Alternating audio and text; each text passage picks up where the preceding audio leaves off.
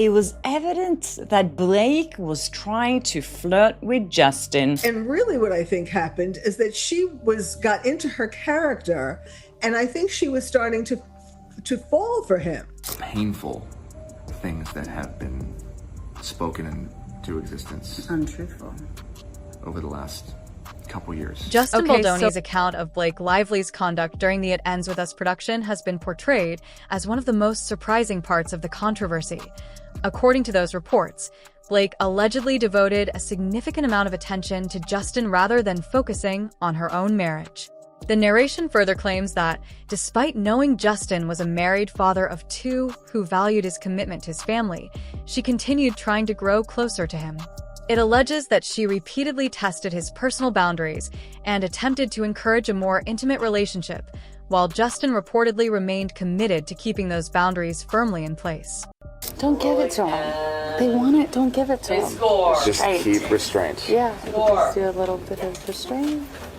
The narration claims the recordings show Blake Lively initiated the playful exchanges during the famous slow dance scene and points to a text that allegedly shows she invited Justin Baldoni to her home alone. It also argues behind-the-scenes footage shows her appearing comfortable filming intimate scenes she later described differently. According to the same narrative, these incidents fit what it calls a recurring pattern of blurring professional boundaries with co-stars. It concludes by claiming Justin remained firm, refused to cross personal lines, and kept their relationship strictly professional. In those text exchanges, it was really more Blake prodding him, and I feel like pushing him to go there. The story begins to make more sense when Ryan Reynolds and Blake Lively's public image is compared with what was allegedly happening behind closed doors. For years, they were viewed as one of Hollywood's funniest and most admired couples, known for their playful interviews and witty online interactions. The narration, however, claims that this carefully maintained image may have hidden ongoing problems within their marriage. IT argues that jealousy, insecurity, and trust issues had been building for years. Looking back at the timeline, the narration suggests the first warning signs appeared much earlier than most people realized. Reports from 2014 allegedly claimed the couple had started living increasingly separate lives while continuing to present a united front in public. One major source of tension reportedly arose while Ryan was filming Mississippi Grind with Sienna Miller. According to the narration, Blake became uncomfortable with the amount of time Ryan spent with his co-star and found the long periods apart difficult, causing trust to become an even bigger issue. The narration also claims those insecurities affected both partners rather than only one. IT then references past rumors involving Blake and male co-stars, including Ben Affleck, arguing Ryan would have known about those stories, whether they were true or not. According to this interpretation, that history shaped how he viewed Blake's work with Justin Baldoni on It Ends With Us. Rather than seeing Justin as just another director, the narration suggests Ryan allegedly viewed him through years of accumulated doubts and unresolved insecurity, making the project a major turning point in their relationship. They hit it off immediately, and Insider says there was lots of playful flirting going on, enough to make Ryan Reynolds shifts uncomfortably in his chair. Ryan Reynolds did more than support Blake Lively from afar during the filming of It Ends With Us. Although he had no official role in the production, it claims he remained closely involved behind the scenes. One interpretation suggests his presence was driven by long-standing trust issues and insecurities within the marriage rather than simply wanting to visit Blake. The narration further argues that, if this view is correct, Justin Baldoni unknowingly stepped into a situation shaped by existing marital tensions. Instead of entering a routine professional partnership, he allegedly found himself in the middle of personal issues that had been developing long before production began rolling. The flirting was obvious, and a friend of the couple wonders aloud, is this why Ryan seems to be going after Justin now? Did Blake get too close? And is this all about jealousy? Some people think Ryan is making him pay for that first connection with his wife. Insiders have claimed Ryan Reynolds and Blake Lively's relationship looked very different in private than it did in public. While fans saw a funny, happy Hollywood couple, the narration argues that tension had been building behind the scenes. One story often mentioned involves comedian Bill Murray. According to the narration, Ryan had spent weeks trying to contact Murray about a documentary project and finally received the long-awaited call while attending a formal event with Blake. During the conversation, Blake allegedly leaned over and interrupted, prompting Ryan to reportedly respond with visible frustration in front of others. The narration claims the exchange left Blake embarrassed and quickly became a topic of conversation among those present. It goes on to argue that moments like this have caused many observers to re-examine the couple's marriage. According to this interpretation, when several stories appear to point in the same direction, people begin questioning whether the polished public image they projected truly reflected the reality of their relationship behind closed doors. Ryan was on set a lot and he went into Blake Lively's trailer once. They were yelling and screaming and he left really angry and slammed the door behind him. Ryan Reynolds was scheduled to appear on the final episode of The Late Show with Stephen Colbert. It claims CBS had reportedly indicated that Blake Lively was welcome to attend with him, yet Ryan ultimately arrived by himself. The narration says this immediately fueled speculation because many people expected the couple to present a united front while Blake was facing one of the biggest public controversies of her career. One interpretation offered by the narration is that Ryan understood how much attention Blake's presence would attract. Rather than the focus remaining on Stephen Colbert or Ryan's appearance, the narration argues the headlines would likely have centered on Blake and the ongoing controversy. According to this theory, Ryan chose to avoid creating an even bigger media storm. The narration also claims Ryan had become increasingly concerned about protecting his own public reputation as the controversy continued to grow. It further points to reports that Paramount ended its first-look deal with Ryan around the same period.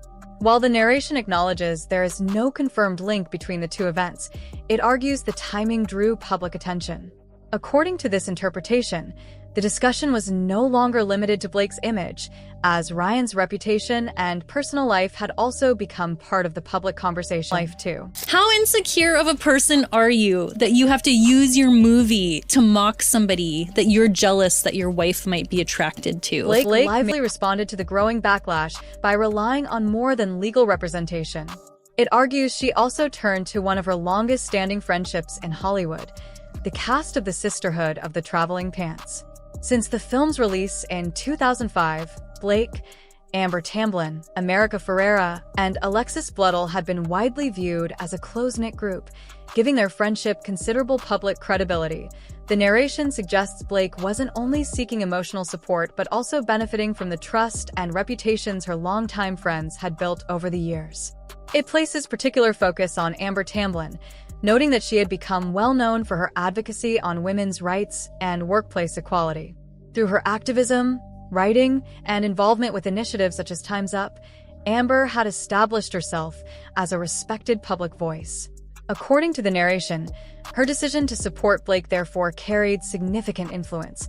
The narration goes on to state that Amber Tamblyn, America Ferrera, and Alexis Bledel released a joint statement expressing support for Blake during the controversy, while Amber also shared personal messages on social media, reaffirming that support. It then argues that many observers began asking what information the three actresses had received before speaking publicly. One interpretation presented in the narration is that Blake may have shared her version of events with friends who trusted her account, leading them to respond based on what they believed was accurate. According to the narration, that possibility has become one of the most debated aspects of the controversy, with many people continuing to question how those public statements were shaped. This really reveals a new playbook for waging a far-reaching and largely undetectable smear campaign in the digital age. The controversy involving Blake Lively and Justin Baldoni did not develop in isolation. It argues that to understand the current situation, it's necessary to look back at Blake's earlier relationships, where the narration claims similar patterns can be seen repeating over time. The narration points to Blake's relationship with Penn Badgley, whom she met while filming Gossip Girl. Their on-screen romance eventually became a real-life relationship, making them one of television's most talked-about couples. However, according to the narration, Penn later revealed that they kept their breakup private for several months while continuing to work together on the series. Although they had ended their relationship, they reportedly remained professional on set and carried on filming without publicly acknowledging the split. The narration further notes that Penn has spoken about how emotionally challenging that period of his life was. Looking back, he described those years as difficult and draining. According to the narration, many observers now view those comments differently, arguing they may carry greater significance when considered alongside later controversies involving Blake. It concludes by suggesting that some people see similarities between those past events and more recent situations, believing they reflect a recurring pattern rather than isolated incidents. First made them. You were dating Blake Lively, you were dating Serena on the show. Did you feel like you were able to like separate your actual job from your reality and actually able to like grow in your 20s, or did it all feel like it was kind of merged? I mean, that's a great question because it was the struggle. Penn Badgley has since moved on and built a happy family life after marrying Domino Kirk in 2017. It notes that Penn has said marriage changed the way he approaches his career, particularly when filming You.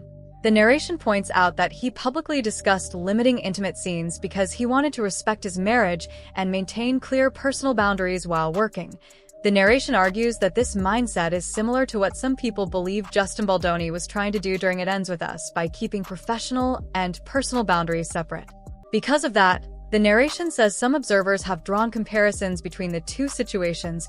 IT then shifts to Blake Lively's relationships after Penn, mentioning her time with Leonardo DiCaprio. According to the narration, while that relationship attracted media attention, Blake was also filming Green Lantern, where she met Ryan Reynolds. The narration suggests some people see this period as another example of overlap between Blake's personal relationships and her professional projects. Whether those events should be interpreted that way remains a matter of opinion, but the narration argues that supporters of this theory believe the Justin Baldoni controversy follows a pattern they think has appeared before in Blake's career. I had a few weeks off and I moved to the south of France. I got a little apartment by myself in this little village, and I love the cuisine, I love the culture, I love the fashion, I love everything French. Justin Baldoni joined the It Ends With Us production as a married father of two who was committed to his family rather than seeking attention. It says he had a reputation for staying grounded and valuing his marriage in an industry known for constant change. The narration also claims those around him, including Blake, were aware of how seriously he took his relationship. From there, it suggests the story began to take an unexpected turn.